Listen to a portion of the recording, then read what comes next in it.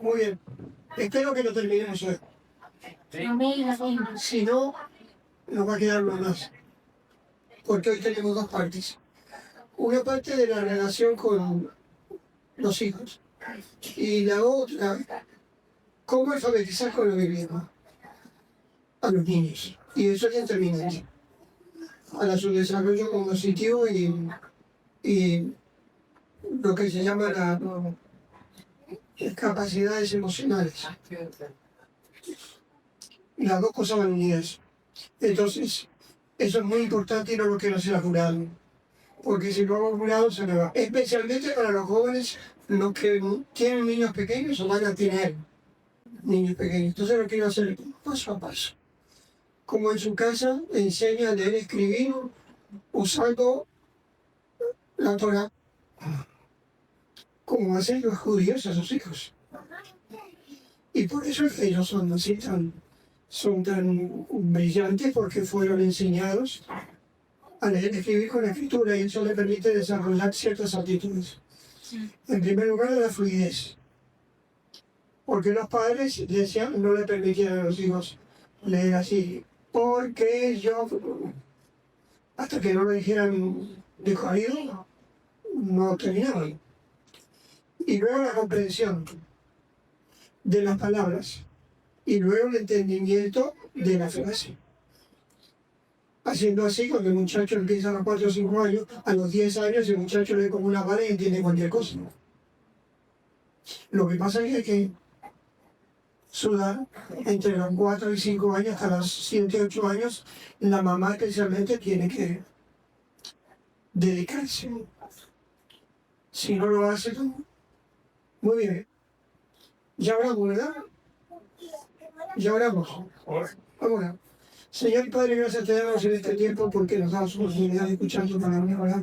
Señor, también pedimos de que tú seas nuestro maestro por excelencia.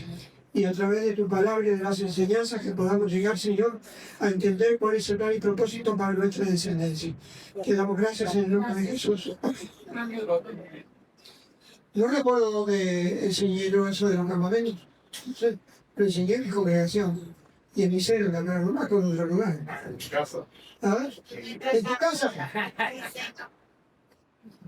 Sí, pero los campamentos tienen una connotación médica también. Son 49 campamentos, un paréntesis, 49 campamentos y eventos, y cuando llegan al 50 cruzan el Jordán y Jericó. El número 50 es símbolo de libertad. Por eso el año 50 se jubilean. Y los sacerdotes se jubilaban a los 50 años y comenzaban su trabajo a los 30. Por eso el Señor comenzó su ministerio a los 30 años. Y cada campamento tiene un nombre y un significado. Y cada vez que llega un número específico también tiene un significado. Por ejemplo, cuando llega el campamento número 3, están frente al cruce del Mar Rojo, aparecen por primera vez las 3 personalidades del Señor. Por primera vez. El ángel, uno de ellos es el ángel de Jehová, que hasta ese momento no había aparecido. Entonces, la columna de fuego, la columna de nube y el ángel de Dios. Y el número 3 es el símbolo ¿de qué? ¿Se acuerdan? Cuando explicamos lo que era la personalidad. Identidad.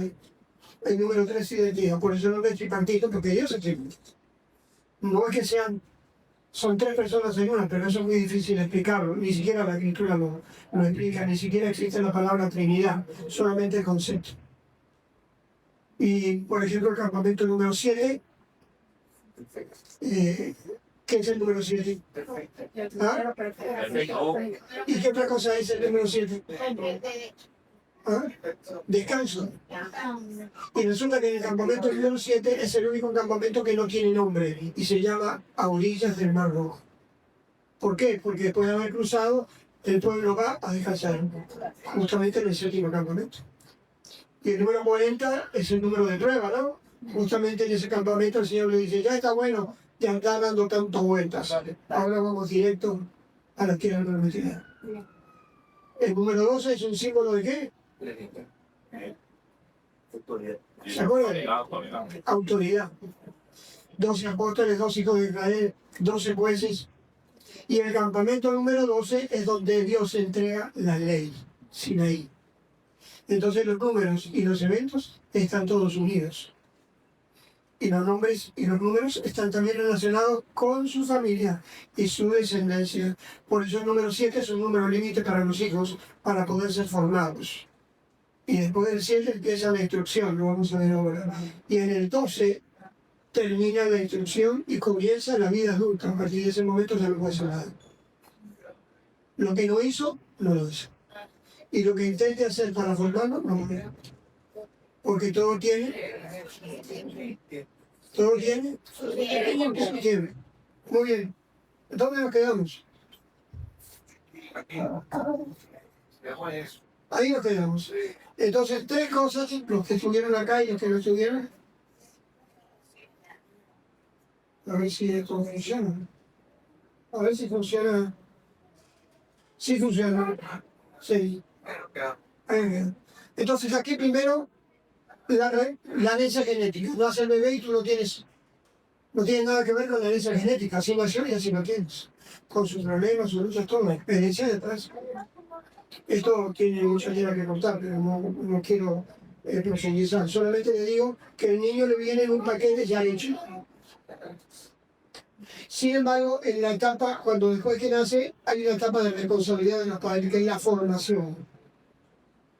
Esa es la conducta moral y el resultado de la formación familiar. Una cosa es la fe, que su hijo es convertido o no. Pero eso es una decisión personal, se acerca al Señor. Pero la conducta moral es otra cosa. La conducta moral es la forma que usted lo formó. Por eso, como le decía el miércoles pasado, que en el hospital había muchachas delincuentes y cuando estaban casi organizando decían, mi mamá es varona. ¿Se acuerdan? Sí. Entonces uno dice, oye, su madre era creyente, su padre era creyente. Pero ¿cómo es posible? Hay una contradicción. Es incompatible. Sí, no. Porque un creyente puede ser buen ministro, buen predicador, buen trabajador, pero mal padre. Y entonces se encuentra con buenos hermanos, con buenos hijos. ¿Por qué? Porque fallaron como padres. Y eso es verdad, en la escritura aparece. Por ejemplo, Elí, sumo sacerdote de Israel, y tenía 2 hijos que son, delincuentes. Y el Señor se lo dice, ¿hasta cuándo vas a dejar a esos muchachos? Porque ellos serán sacerdotes. No como ahora, que uno tiene un hijo y no está criando un pastor. Está criando un hijo, instruye al niño en su camino, no en el camino mío, en su camino. Pero en la época del Antiguo Testamento, un sacerdote tenía un hijo y eso era un sacerdote, sí o sí. Porque el sacerdocio era hereditario, mientras que los ministerios hoy son ordenamientos. Son diferentes. Entonces él tenía que criar a un hijo y ¿qué más? A un sacerdote. Y lo hizo pésimo. Y los resultados se ven a la vista. Y que el Señor le reclama diciéndole, ¿cómo es posible que tus hijos están así? Y jamás le dijiste nada. Y lo maldijo por todas las generaciones. La descendencia de Elí se acabó. Y nunca fungió como sacerdote. Es muy triste eso, ¿no? Pero ahí nos enseña de que uno puede cometer el gran error de ser un buen hombre y mal padre. O mala madre, no sé qué es lo que pasó ahí. Algunos de los dos fallaron o fallaron los dos. Y tienen que educar a Samuel. Y Samuel es el criado por Elí, ¿no? Resulta que el hijo criado por él es el hijo que él hubiera querido tener. Y a veces pasa así. Unos padres tienen unos hijos que son un desastre y van y adoptan uno. Y ese le sale lo que hubiera querido con sus hijos de descendencia genética.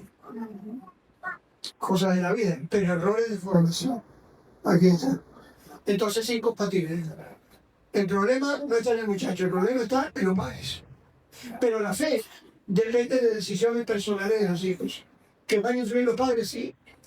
Pero eso es un tema personal. Por eso cuando se llega aquí, la fe del hijo es el resultado de su elección personal. Y aquí se acaba la responsabilidad de los padres. Porque ya no puede hacer nada. Se queda en su casa, pero ya no lo puede formar. Alerta a todos los muchachos jóvenes y los que tienen bebés, los que se van a casar, solamente tienen 7 años para formarlos y hasta los 12 instruirlos. dos cosas diferentes. Formar e instruir. Formar es que lo moldea. Y después de los 11 años, está en su casa, claro, y él escucha, ¿no ve? Pero ya lo formó. Entonces aquí al principio recibe una esponja seca, aquí la llena, y aquí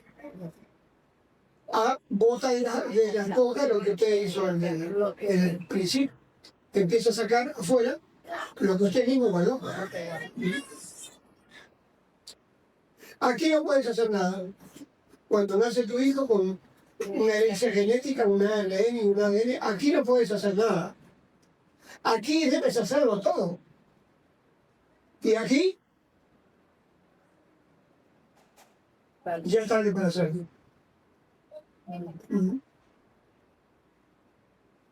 Estoy hablando del aspecto familiar.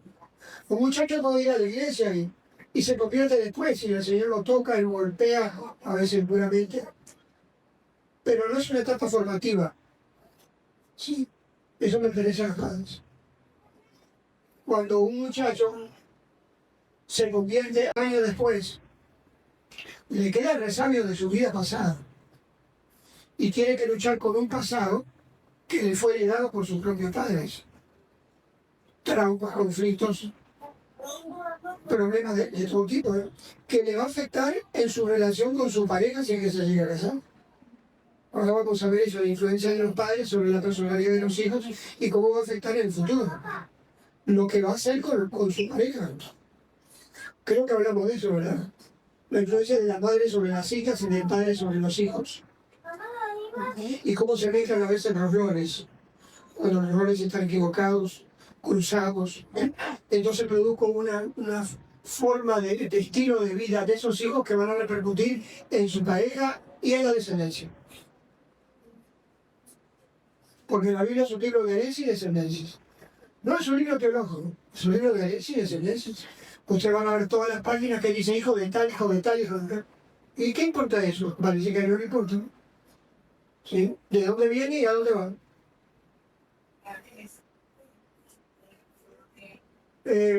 Más allá de la línea genética, la línea espiritual. Hay una línea genética, pero también hay una línea espiritual. Resulta que usted es inconverso y tuvo un hijo. Según la escritura, ese hijo es inmundo. Así lo dice la escritura. Hijos de inconversos, de padre y madre inconversos son inmundos, es decir, despreciados. Pero cuando el individuo se convierte, ese niño, esa niña pasa a ser santo, o sea, apartada. Todavía no se entiende bien el significado de eso, pero parece que hay unos cambios en la genética espiritual. Y cuando tengo un hijo, yo soy inconverso, tengo un hijo que es un delincuente, y me convierto, ese hijo automáticamente pasa de ser inmundo a santo. ¿Y qué significa eso? Aparentemente nada, pero en el mundo espiritual sí. Hay un cambio. Ahora vamos a tratar de explicar esto. José se casa con una egipcia, la hija del sacerdote. Tiene un texto bíblico ahí. Lo tiene, no lo puedo ver bien. ¿Tú lo ves, David? Sí. Hay un texto en Génesis.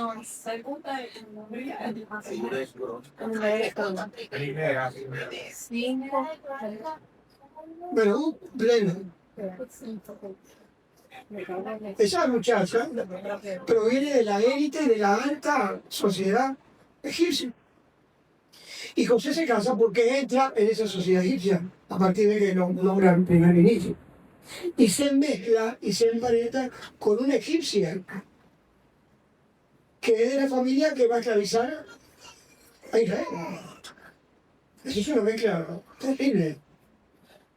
Sin embargo, de esa unión nacen dos hijos. ¿Ya lo encontraste? ¿Sí? Los hijos de Rubén, primogénito de Israel, que era el primogénito, como violó el hecho de padre, su derecho de primogénito fueron dados a... Ahora no, sí, pero ya lo vamos a leer. Vamos a ver. se casa con una muchacha egipcia y tiene 2 hijos. ¿Cuáles son? Efraín y Manasés. Es decir, ahora tanto que dice el tema de la sangre. Los judíos no son puros, porque es una mezcla de polacos, alemanes, rusos, gringos, de todo. Sí, no. Sí, porque es una mezcla genética con otras familias y con otras naciones. Pero la mezcla, la línea espiritual se mantiene. Por ejemplo, ahora va Israel y le dice, yo quiero ser israelita. Muy bien, tienes que haber nacido de un vientre judío. La ley actual. ¿Tu mamá es judía? No. Y tu papá sí, mi papá es judío, no interesa. Tiene que nacer de un vientre judío. Fíjate a ver si tu papá viene de un vientre judío. Es decir, que nace de una mujer judía y no que su nombre es judía. Entonces ellos van para atrás. Si se encuentran con un vientre judío, automáticamente es judío. Si no, no. Es decir, ahora la línea es matriarcal. Pero antes era patriarcal.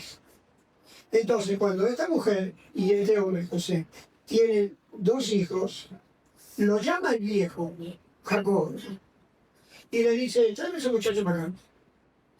Dice, ahora van a ser mis hijos.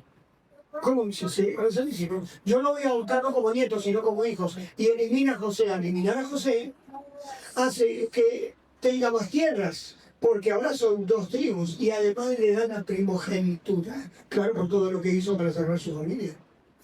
Al darle la primogenitura, en la mitad de las tierras, si ustedes ven un mapa de esos que tienen en la Biblia, la mitad de las tierras pertenecen a José. Entonces yo podría decir a ella, le digo, mire, don Netanyahu, discúlpeme, pero la mitad de las tierras de Israel pertenecen también a una mujer egipcia.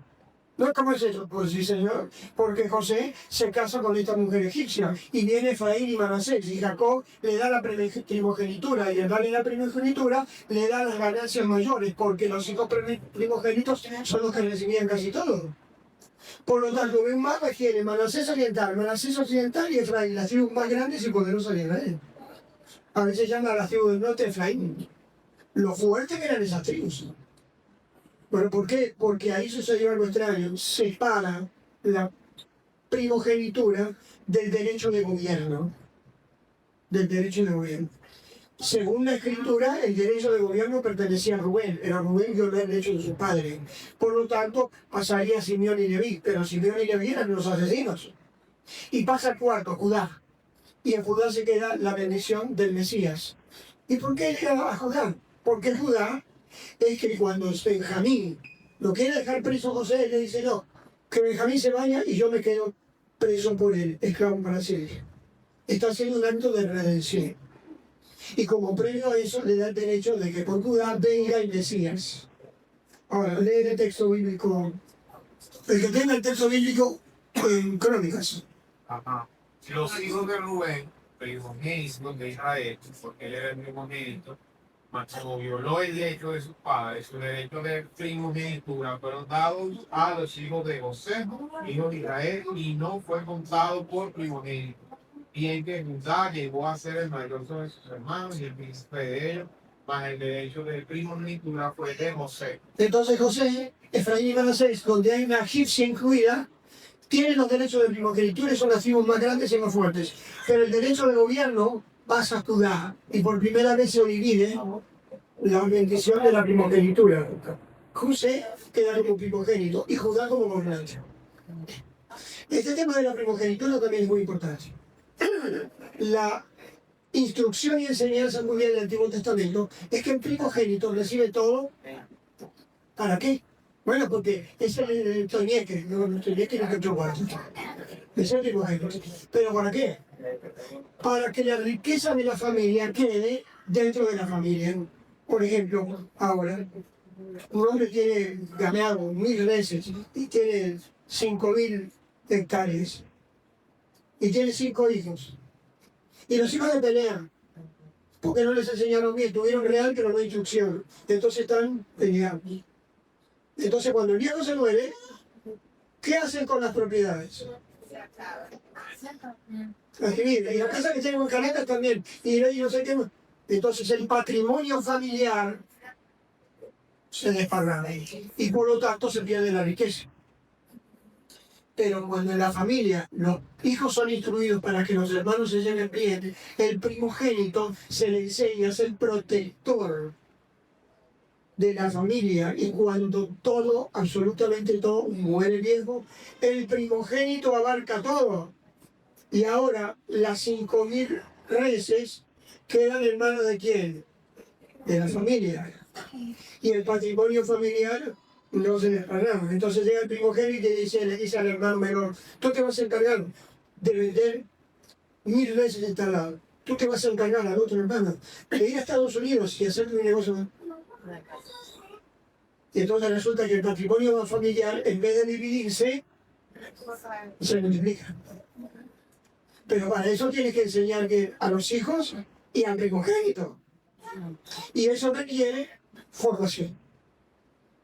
¿Entienden? Los hombres más ricos de la tierra no son hombres ni mujeres, son familias. ¿Por qué? Porque se confían todos y están enseñados para protegerse mutuamente. Igualito a nosotros, ¿verdad? Que se muere viejo. Una vez tuvimos con Teófilo en el lecho de muerte de una mujer creyente, y su padre era pastor, y las mujeres, las hermanas, las muchachas estaban peleando afuera para quién iba a hacer la casa mientras su padre moría en el lecho. Uno puede ser buen pastor de la iglesia, pero mal pastor de sus hijos.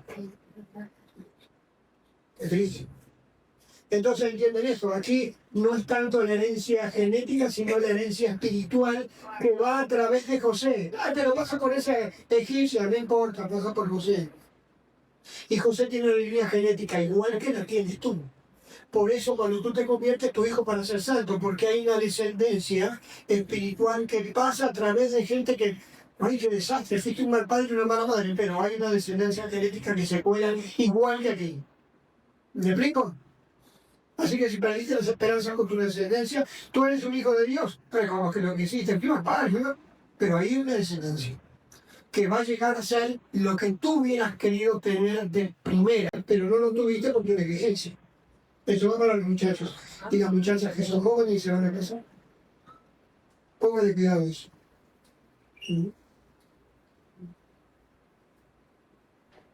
Ahí estamos muy crudos, ¿no? Todo el mundo se queda imaginadito, no sé por qué.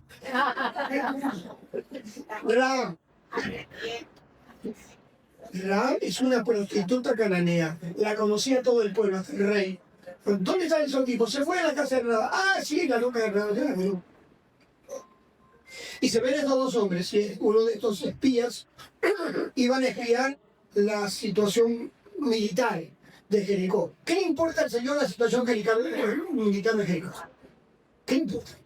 ¿Cuántos soldados? ¿Qué le importa al Señor? ¿Qué le puede importar cómo es la estructura militar de Jericó? ¿Será que la puede destruir o no? ¿De qué tamaño son las murallas? No, tenía como 15 20 metros de murallas de ancho, porque el azúcar se estaba encima de la muralla.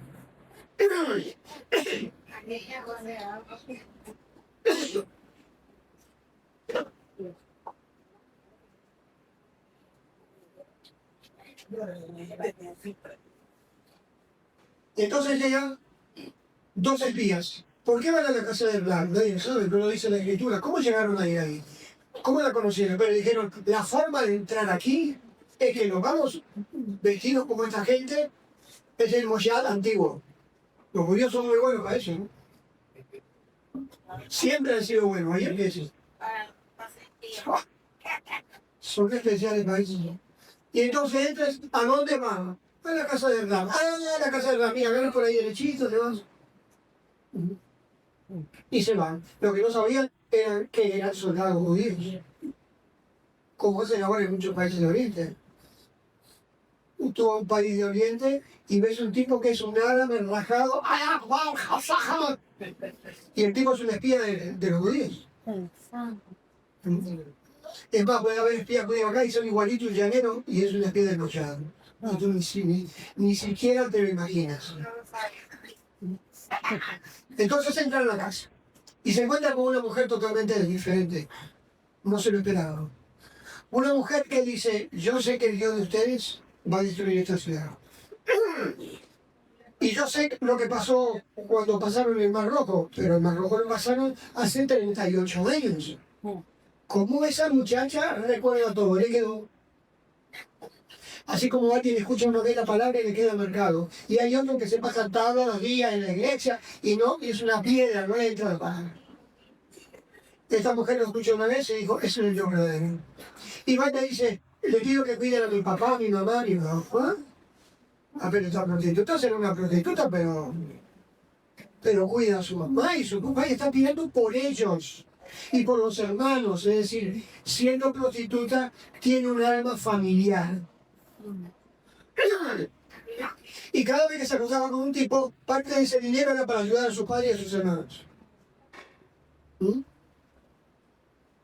Y entonces salva a estos judíos. Cuando uno de estos judíos que debía ser salvó, uno de los oficiales, comandante de la tribu de Judá, política y militar, hijo de Nazón, nieto de Aminadab, y del primero que sale de allá de Judá, que era Fares, que tuvo un hijo con su nuera.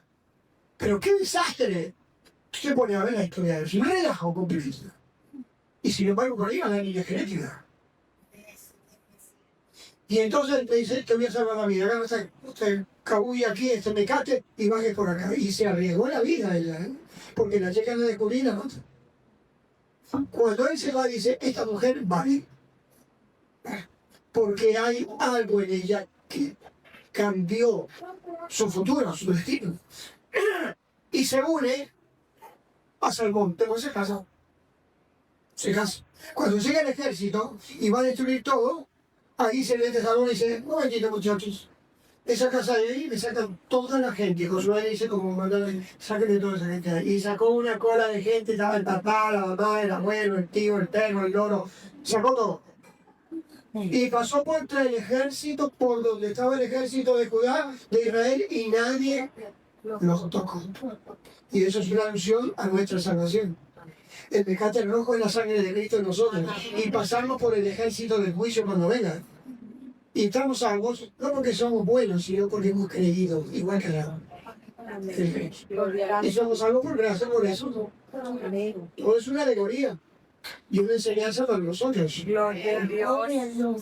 Ah, entonces, ¿qué línea genética pura puede tener? Ninguna. Pero hay algo en ella que el Señor de hoy la unió a la línea espiritual.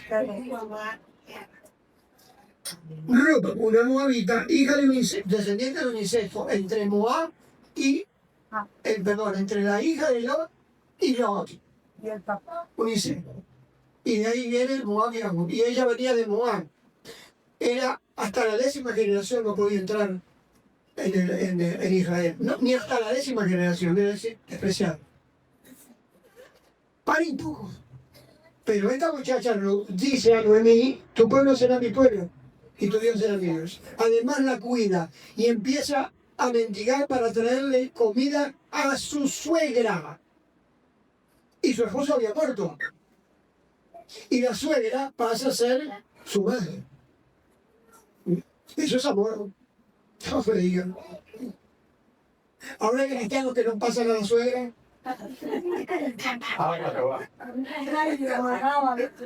Y resulta, ¿saben cómo es en inglés? Suegra. ¿Ah? Madre no. Madre por ley.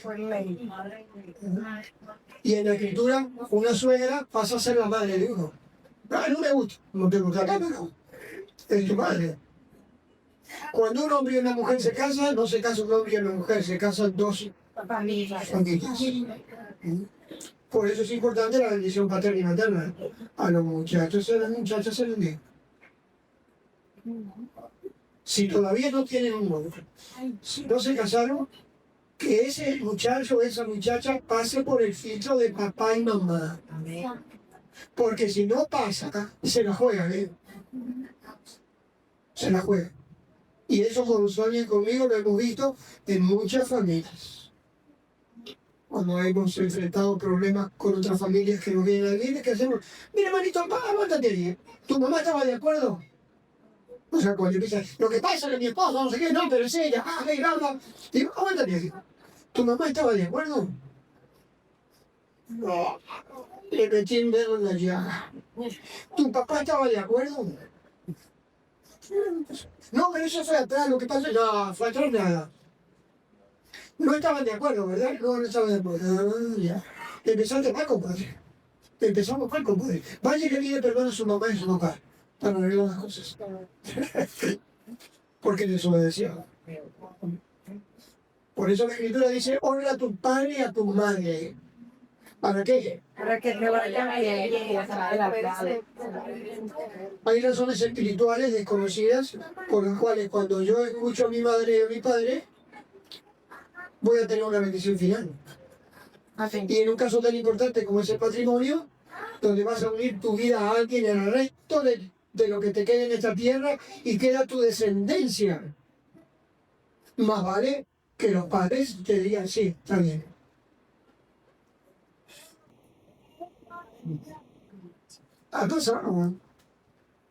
Y de ahí viene David.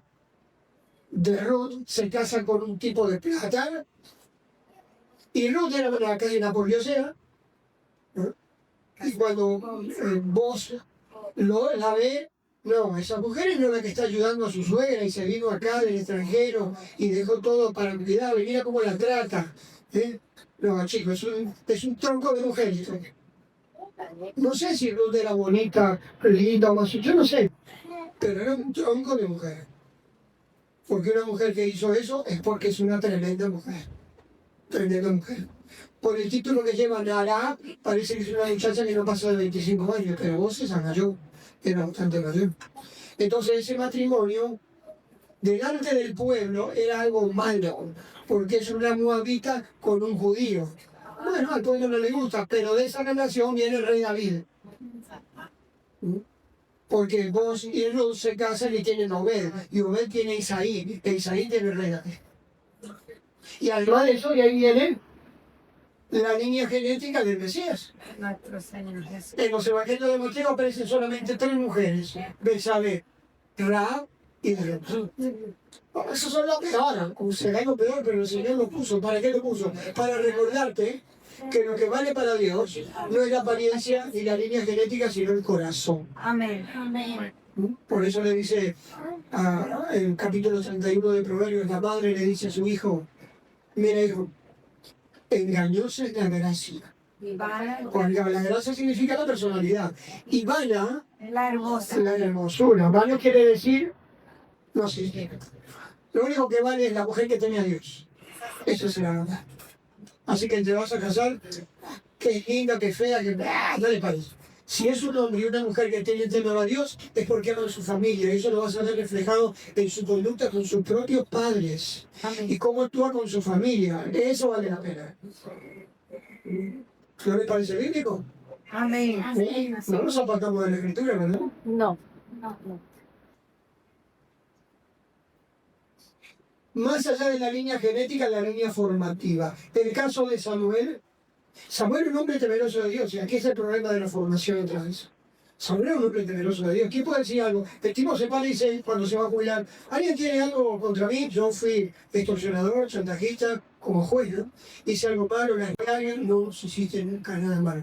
¿Qué político es capaz de pararse delante de un país entero y decir, ¿alguien tiene algo contra mí? Y dice, nadie tiene nada contra ti. Joder, bueno, hay que echarle, ¿eh? Pero él tuvo una fallida. Sus hijos eran delincuentes. ¿Cómo?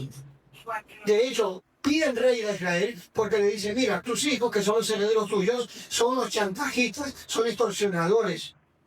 Como jueces, no sirven para nada.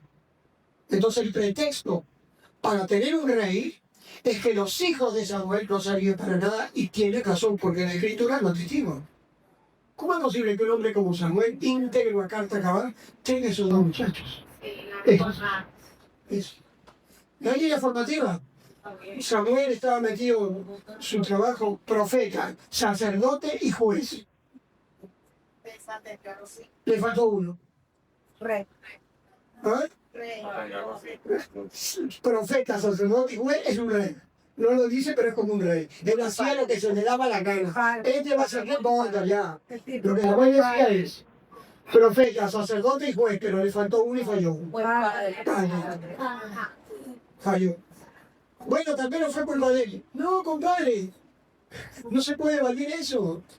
Bueno, algunos historiadores dicen que Samuel tenía que viajar mucho de aldea a aldea, del pueblo al pueblo, arreglando los problemas, los conflictos. Y también arregla los problemas a todo el mundo, pero arregla primero tu problema.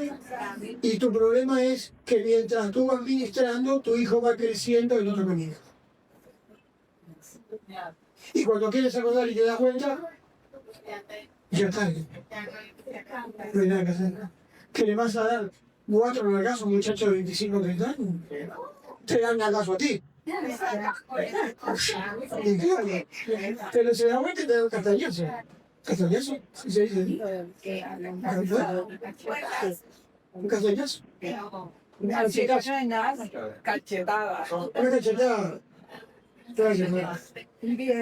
Y así todo eso, o sea, lo que está hablando es para protegerlos ustedes. Porque creo que dice Salomón en el capítulo 1 de Eclesiastés, dice esto. He visto un mal debajo del sol. De un tipo que se pasa toda la vida trabajando y lo que hizo lo disfruta otro. Y no solamente otro. Es que deberían disfrutarlo los hijos, pero como no lo sueldo, esos hijos van a echar a perder todo. Nadie, él no sabe lo que va a llegar a su Eso es terrible, dice Salomón, ¿no? He visto un mal debajo del sol. Que es inconcebible que un hombre que se sacrifica y todo, ¿a quién le va a dejar eso? Se lo tiene que dejar algo que vale la pena. En primer lugar, sus hijos. Y si son los hijos, fórmalos, chicos. Claro. ¿Por qué te va? ¿Para quién se lo deja? Entonces, si lo formaste mal, después va a venir unas mujeres con tus hijos, le van a sacar todos los reales y van a vivir borrachos como el hijo pródigo y todo lo que tú te reventaste en tu vida se lo van a comer 2 viejas. Extraño. ¿Es medio pesado eso? ¿O no pasa? Sí, Es algo raro. Eso es muy extraño. Nunca sucede. Yo creo que sucede bastante, incluso entre creyentes. Eso nos demuestra que los creyentes estamos en una época de deformación de nuestra descendencia porque no les dimos tiempo a los hijos. No pasamos por el celular y... Yo digo a la muchacha, el otro día estaba hablando con alguien, mira, si tú te pasas con el celular, por eso cuando salimos con Sonia a caminar, ¿verdad? Que salimos de lo malo. Y la gente lo ríe, uno se ríe, el otro pues sacan fotos y pero bueno, ¿y qué estamos haciendo, chicos? Es que no ven gente, ni los muchachos andan de la mano. Entonces vamos a la plaza y hay una pareja sentada, hace un tiempo, de noche. Cuando se va la luz, digo, esta pareja aprovecha para... No, bonito, ¿sabes lo que hacen? Con el celular para acá y la otra para allá. Pero Sonia, vamos a enviarlo y nos amundiamos nosotros para poner un poco de ejemplo.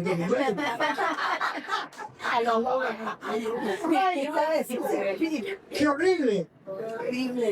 Ahora, si tú vives en un mundo digital y te pasas todo el día ahí, cuando te cases, vas a seguir hablando con ese mundo y tu capacidad para relacionarte personalmente con alguien baja. Por lo tanto, las crisis matrimoniales son mucho más graves con esta generación que la generación anterior. Entonces el teléfono, en vez de ser una ayuda, es un escapismo. Y están en la cama mirándose para el otro lado, medio metro de distancia, pero 1000 kilómetros en sus corazones. Y con el celular. Y el celular, además, es el ideal para la infidelidad. Porque si tengo un problema contigo y hay una muchacha un muchacho que quiere empezar a hablar así porque no se te mata, listo, se empatan digitalmente, falta que lo hagan en la cama. ¿No? ¿Es para risa? Es la realidad. ¿Solo para risa? No es para risa.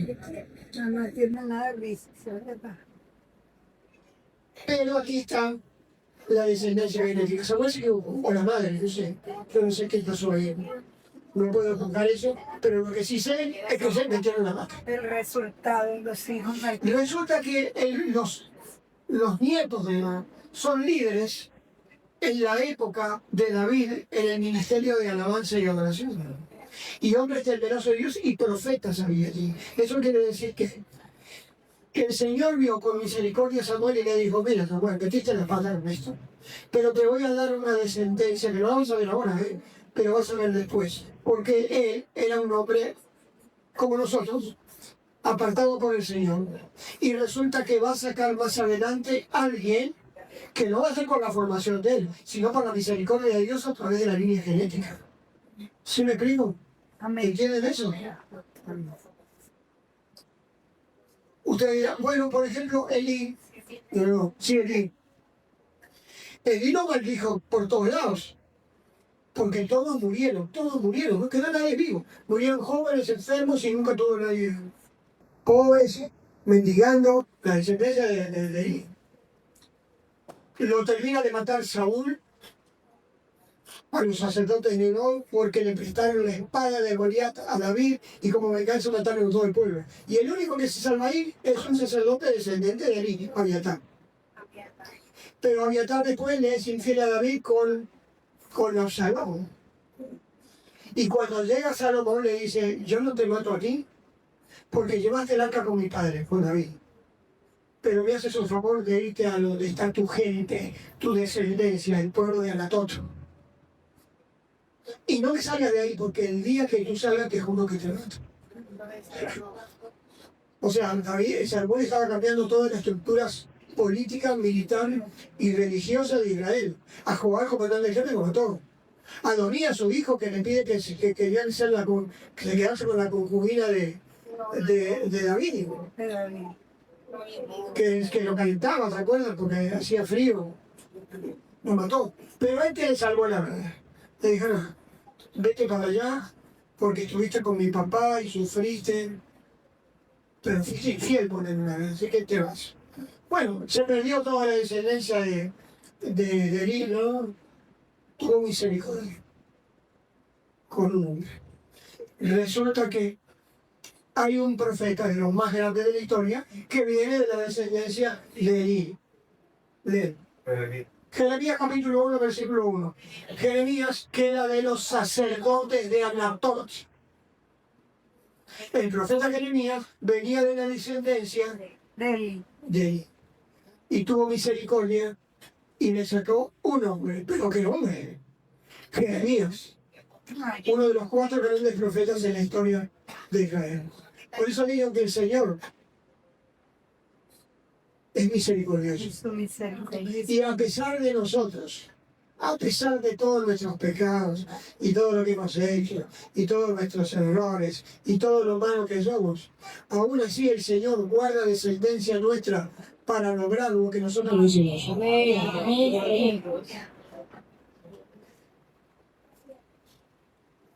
Ahí tenemos la descendencia bendita de Samuel. Ezequías, gran profeta, pero rey de Israel. Ezequías es un hombre extraordinario, ¿no? Ustedes ven la historia de Ezequías, el tipo cometió algunos errores, como todos, pero era un hombre de primera. Y el Señor le dice, ordena tu casa, porque vivirás y no morirás. Creo que no hablamos de eso, ¿eh? Morirás y no Morirás y no vivirás. Morirás y no vivirás. No lo está maldiciendo, le está diciendo, compadre, llegó la hora. Ya está bueno. Ya. Un creyente tiene que aceptar su hora. Llegó mi hora, yo. Y uno sabe, cuando llega la hora, llega la hora. Tu papá sabía la hora. Sabía tu papá que iba a partir. Cuando hemos hablado con él, que el papá no sabía, pero sentía. El Señor te hace sentir. Cuando yo me enfermé, me quedan 20 minutos. Pero no me decía, no, compadre. Todavía no está. No es su hora. No es su hora. Juan se fue y regresó. Yo ni siquiera fui, me quedé ahí. ¿Qué se queda ahí? Y ahí se estaba. Porque no era mi hora. Para Ezequías era su hora. ¿Y qué hace el tipo? Se pone contra la pared y se pone a orar. Por favor, yo soy bueno, ¿sí? Yo he sido bueno, no dime algo contra mí. ¿Qué he sido siempre? Te he sido fiel, he luchado por tu palabra, cómo he trabajado en el templo por los sacerdotes. Siempre he confiado en ti, Señor. y lo convenció. Para mal. ¿Cómo es posible eso? No se puede convencer al creador del universo. Bueno, parece que sí. Sí, lo convenció. Por eso le voy a decir una cosa. No se meta a jurunguearle mucho al Señor encaprichado con algo, Ese que le fue mal. porque podría ser que le diga, tú quieres vivir, toma 15 años. Pero, 15 años. pero terrible. ¿Eh? 15 años son 15 años cuando te dicen, mire, me quedan 6 meses de vida. No, 15 años. No, en la vida.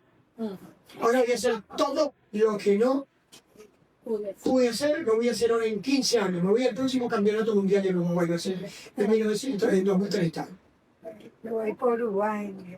Porque Uruguay va a ser el próximo campeonato. Uruguay, Argentina y España, porque fue el primer campeonato. Y entonces todo el mundo se va a pegar. Pero Ezequías no fue a ningún campeonato. Se quedó allí. Y cuando pasaron 5 años de la ñapa, Sí. ¿Ah? Ya, 5 años de la ñapa, nace Manasés. ay, papá. Lo peor de lo peor, de lo peor que pudo haber parido Israel. Sí, señor. Engendró esa maravilla. Y yo soy exagerado, ¿eh? La escritura dice que Manasés hacía sacrificios humanos, sacrificó su propio hijo Abal, hacía brujería, espiritismo, astrología, mataba con sicarios a todo el que se oponía a su gobierno. ¿Se acuerdan? Bueno, hijo de Ezequías. Y el Señor le dijo, mira, llegó tu hora. No, pero que llegó tu hora, también conmigo. No, que no, que... Yo pienso que ahí hay una enseñanza velada. Miren, muchachos, los que todavía no tienen novio, ¿no? Y a los muchachos. Y las muchachas. Caso porque me caso. Que ustedes le gustan un muchacho o una muchacha. Y entonces, Señor, un profeta me dijo que ese es el hombre para mí, la mujer para mí. No, ya empezamos mal. Mira, Señor, yo lo amo porque no sé qué. Pero algo te dice tu corazón, eso no vale. Ese no es tuyo. No, pero Señor, mira, yo te juro por mi Madre Santa que ese es el hombre para mí, la mujer para mí. Y tú insistes, ¿no? Porque uno puede insistir. Y sabe el peligro de todo, que el Señor diga, tú quieres ese hombre, toma ese hombre. Tú quieres esa mujer, toma esa mujer. Ay, Agarra juntos. Y después, cuando ve la cosa, dice, Señor, dítamelo. Perdón, ¿qué dijiste? Que no escuché bien. Tal como le dijo al pueblo cuando pidió un rey. Y le dice, el día que ese rey le empieza a meter la pata, me van a decir a mí que lo saquen. ¿Y saben qué? yo No lo voy a escuchar. Porque cada uno tiene que sembrar, cosechar lo que sembró. Y eso es una enseñanza para todos los creyentes. Yo cosecho lo que siembro. No te lo quitan. Sembré calabatas. No, pero quiero malo. Se va a comer las calabatas. Me caen en tiquetas, pues, que le caigan en tiquetas. Porque es la bonita forma de tener aprenda, entienda. Micrófono. ¿No se escuchó la última palabra? hasta el tipo se fundió. ¿No se escucha? ¿No se escuchó esto? Perdón. Perdón. Aquí ves. ¿No se escuchó el último minuto, viejo? No repita,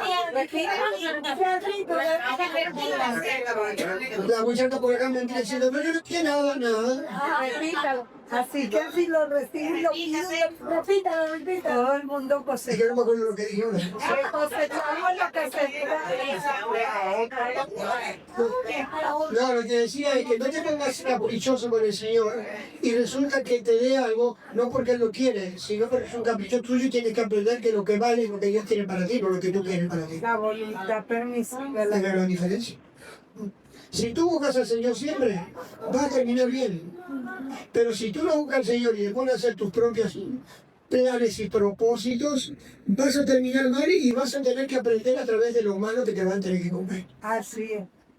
Porque siempre es así, ¿eh? Siempre es así. En la historia de los personajes bíblicos, el Señor jamás le saca las consecuencias de lo que sembraron. David, por ejemplo.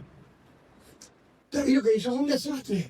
Mata a un tipo, el esposo de una mujer, porque la dejó embarazada y va a tapar todo, lo mata. El Señor le dijo, no, te la perdono. Te perdono esta vida, te lo te juro. Porque el término bíblico es, te lo juro, que la espada no se Se aparta apartará de de tu tu familia. casa. Y no se apartó nunca. Se matan entre hermanos, violan a una hija de él con un hijo de él. Depende. Y cuando el tipo estaba muriendo, David está agonizando ya y espera que toda la familia esté alrededor. Nada.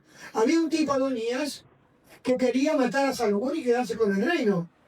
Y tiene que venir Betsabé para decirle, mire, pero tú no me dijiste a nosotros que era Salomón, porque no, ¿y qué vas a hacer?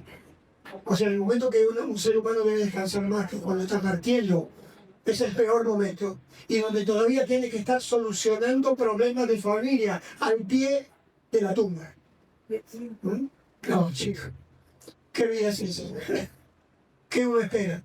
¿Terminar como terminaron tantos?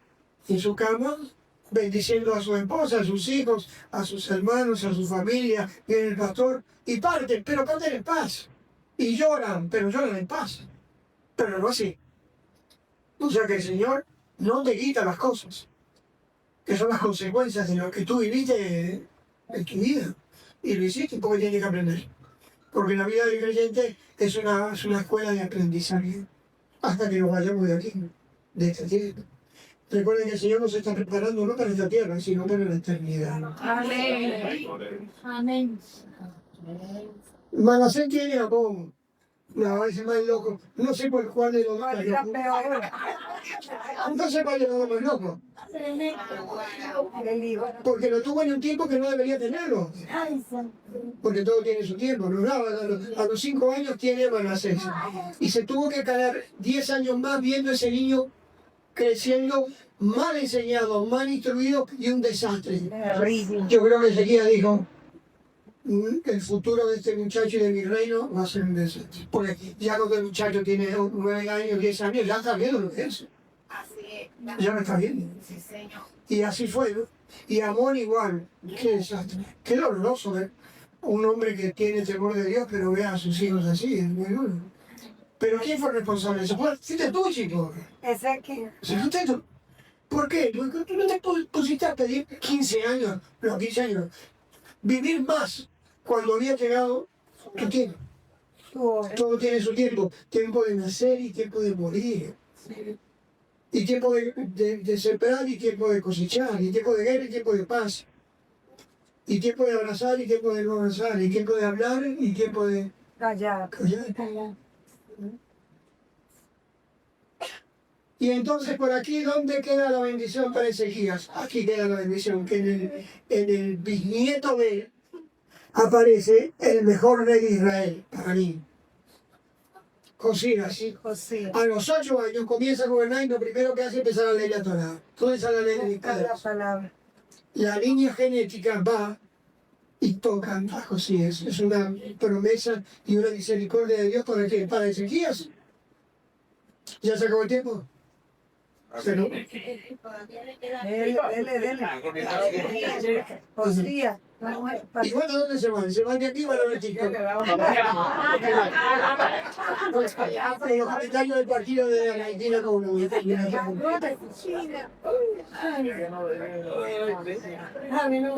Entonces Josías se comportó toda la vida, fue un hombre extraordinario. Pero el problema es que Ezequías no lo disfrutó. Yo voy a querer, si yo soy él, quiero disfrutar un familiar, un descendiente mío en esa condición. Luego se tuvo que calar a Manasés. Es terrible las experiencias de esos hombres y de esas mujeres. Y también para nosotros. ¿Perdón? 7 minutos. Vamos a liquidar a Manasés y una vez. Se acabó el tiempo. Josías.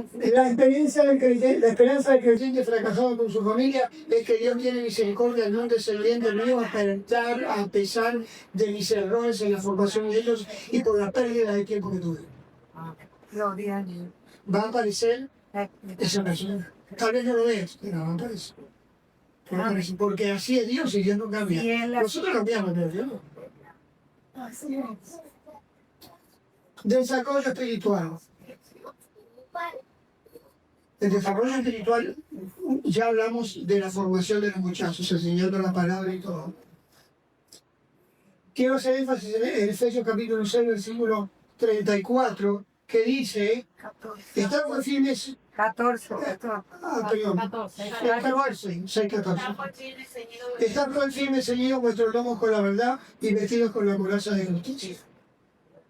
Uno piensa que los hijos de Dios, nosotros estamos vestidos como príncipes. O sea, cuando dice, porque tú eres un príncipe, es el príncipe de Gales.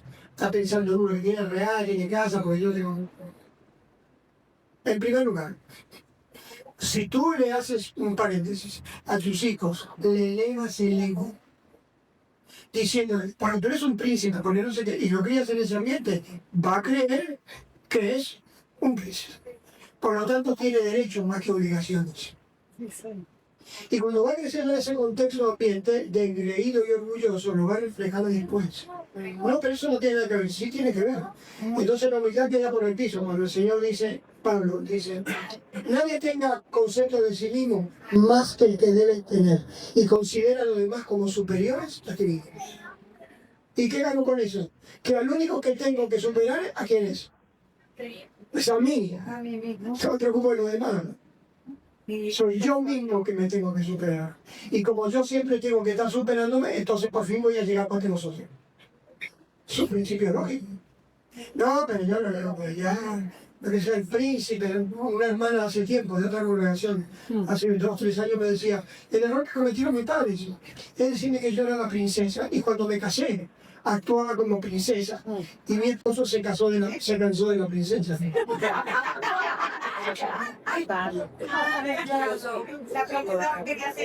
No, no quería hablar. Pero digo que a veces elevamos el ego. Una cosa es elevar la autoestima y otra cosa es el ego. Son 2 cosas diferentes. La autoestima está relacionada con el concepto que tengo de mí mismo. El ego es un engaño satánico, haciéndome sentir más que otros. Cuando en verdad yo soy igual. Es más, la Escritura dice, considera a los demás como superiores a ti mismo. Y entonces voy a terminar aprendiendo de todos. Un maestro tiene que aprender de todos. Yo aprendo de la Escritura, pero también aprendo de la gente, de las experiencias, de la gente que me dice, yo estoy aprendiendo. El día que digo, ya no necesito aprender más, ¡pah! Se acabó. Dejé de enseñar porque ya no tengo que recibir. El sentido de la vida. Entonces ahí se cumple la palabra. Voy a ser crítico, bueno, yo siempre soy medio crítico con la iglesia contemporánea, la iglesia moderna, la iglesia del siglo de 1990, por ahí adelante. ¿Sí? Los principios, instrucciones y enseñanzas que se pasan a través de la escritura han cambiado. Y de hecho la esencia de la iglesia es parte normal de la apostasía, que es una de las 7 señales de la venida de Cristo. Resulta que, a ver si puedo explicar esto bien. Nosotros pasamos de tener una congregación a tener un auditorio, donde voy a buscar lo que me sirve, y si no, me voy. Pasamos de un lugar de adoración congregacional a un espectáculo musical, Un show. donde hay individuos que brincan con luces, flores, no sé qué, humo.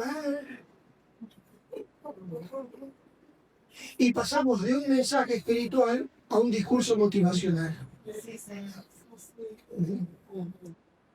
Y eso que hace con los años va mermando la instrucción bíblica, porque se saca. Espiritualmente. La palabra de Dios se saca. Entonces poco bromas que sean atractivas. Pero ese discurso motivacional lo que hace es elevar el ego.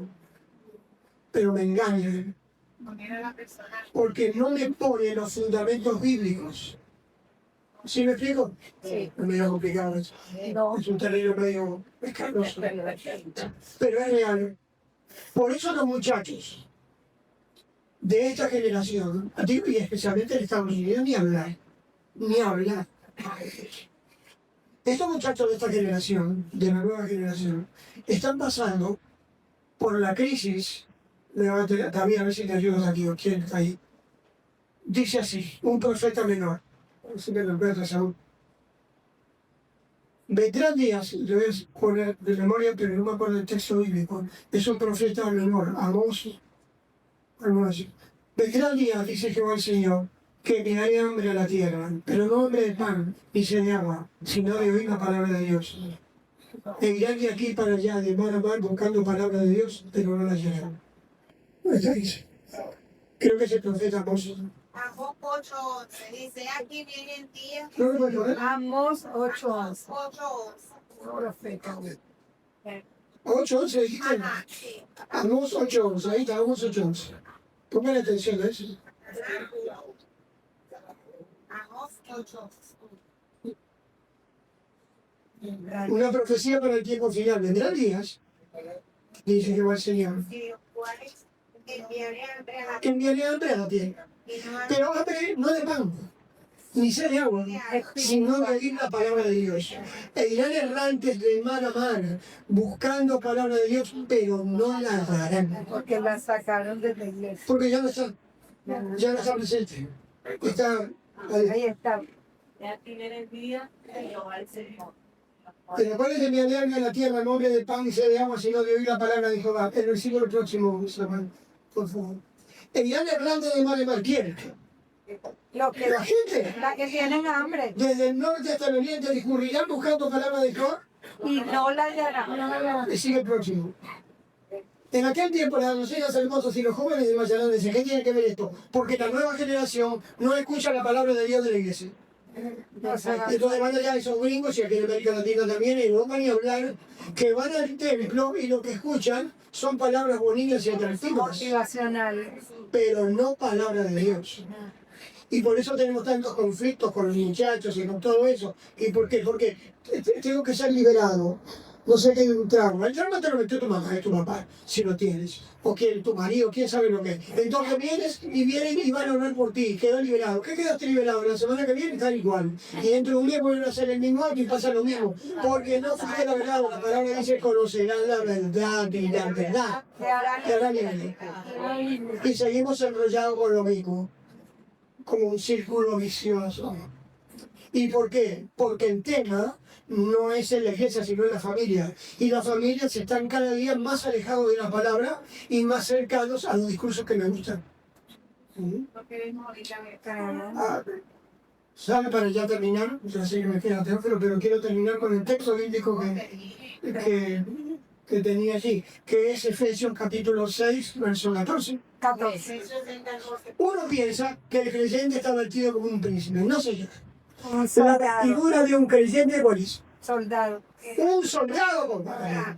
Esa es la Ahí está. La vestidura de un creyente es de soldado. Sí. Nosotros pensamos, no sé, ¿no? Príncipe, no sé qué, con el niño, eso lo vamos a tener en la eternidad. Pero aquí no, somos soldados. Y tenemos rangos, y tenemos un ejército enemigo que nos ataca, pero nosotros estamos, no sé, ¿en dónde? En TikTok.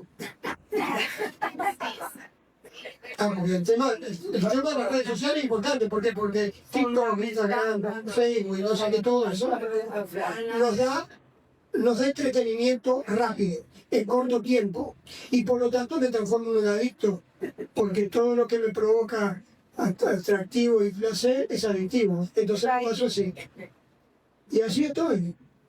Y de todo, que predicas, de todo, charlatanes, acotas, de lo que sea, venga todo. El partido de paso de hacer la Argentina a la predicación de Guillermo, de todo. Mientras tanto me voy embobando. Y la palabra de Dios se va guardando. Ni le enseñan los padres. ¿Qué es la escuela dominical? ¿Qué escuela dominical en tu cuarto? ¿Dónde dice la palabra que la instrucción viene del sacerdote? Viene de los padres. Y se las dirás a tus hijos estando en la casa, estando en el camino, de contarte. Eso hay que enseñarlo. Hemos abandonado todos esos principios. Entonces se mezcla todo y tenemos una sociedad inepta para criar hijos y para tener descendencia y para formar un hogar. Porque tenemos que volver a la palabra. Lo que dice allí, Los lomos. seguido vuestros lomos, respetuosamente. Lomos es un eufemismo que habla de los testículos. Testículos del hombre. Y en los testículos está la carga genética. El semen. Ahora lo saben eso. Ya se sabía antes. ¿Y por qué dice seguir vuestro nombre? Seguir tu descendencia. Pon Agarra tus el dibujo que estaba en el PowerPoint. No tiene, no El se último. tiene los lomos, no sé qué. Allí. Observa. Así se. Un tipo que iba a la guerra, agarraba la ropa, se la pasaba por aquí, luego se la amarraba, ¿la pueden ver? Sí, Sí. Se la jalaba se la y gusta. entonces los testigos quedaban seguidos. ¿Y para qué? Para que no se mueran, porque es la parte más delicada Hay del que soldado. descendencia. Tiene que tener los testículos agarrados, pero en el lado espiritual a mí me está diciendo que tenga agarrado mi descendencia. Así. ¿Con qué? Con la verdad. Porque el lugar más sensible que tú tienes no son tus reales, ni tu casa, son tus hijos, tu descendencia. Cuando tú miras para atrás y dices, ¿qué hice? Que puedas mirar para atrás y decir, oye, bien, me voy tranquilo. Gloria a Dios. ¿Vale? Entonces este principio es un principio espiritual. Tú le vas a dar desarrollo espiritual a tus hijos agarrándolos cuando tienen un año, cuando nace, los ciñes a tu lado, los cercas a ti con la verdad y le enseñas, las mujeres, especialmente las madres, le enseñan la palabra y están con ellos tiempo. Ahora, hablan tiempo de calidad. ¿Qué es eso de tiempo de calidad? Ahora que estoy 8 horas fuera y 20 minutos de calidad, porque me paso el rato con ellos. Ya se terminó, me voy. María, cómete la comida que ya está. Pero resulta que la Escritura dice, cuando te levantes con los demás. O sea, esos primeros años se los tienes que dar en presenciales.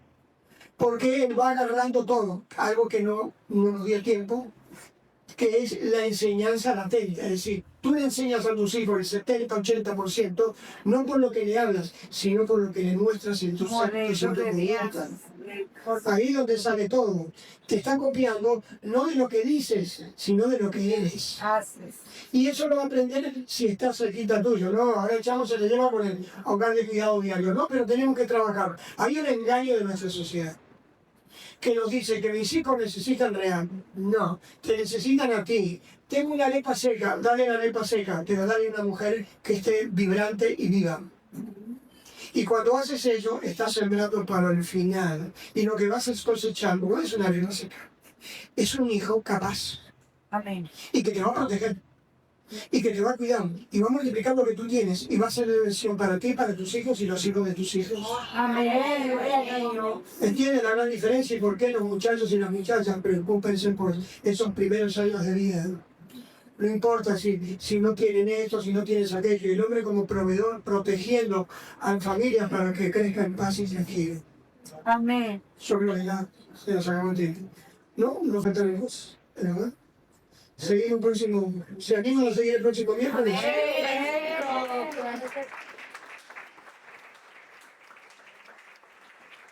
Espera un poquito. Ahí está. La formación de los hijos. Eso es lo que vamos a ver. ¿Cómo haces con el bebé, con el chiquito de 3 cosas prácticas, día a día, las que puedes hacer? Y cómo lo voy llevando hasta la etapa final, que es la alfabetización con la escritura y la palabra de Dios. Y una vez que está eso, lo sueltas, porque dice la escritura, instruye al niño en su camino. Tú no sabes lo que va a hacer tu hijo. Tú lo único que vas a hacer es instruirlo en ese camino. Y cuando el muchacho tiene no sé cuántos años, no se pasa. Y entonces tú miras para atrás y estás en tu lecho que te vas a ir y dices, mira, manito, yo he cometido errores, pero creo que lo que he hecho lo hice bien. ¿Y cómo lo sabes? Porque lo veo en mi descendencia. Amén. Y eso sí que vale la pena, ¿no? No importa que estés en una cama de oro, lo que importa es que tengas descendencia. Amén. Eso sí vale, ¿no? Gloria a Gloria a Dios. Dios. Vamos a hablar de la ciudad. Traten de estar todos el miércoles, sí. Mira, ¿no? Por Madre Santa, que vamos a terminar el miércoles. Vamos a terminar el miércoles. En el nombre del Señor.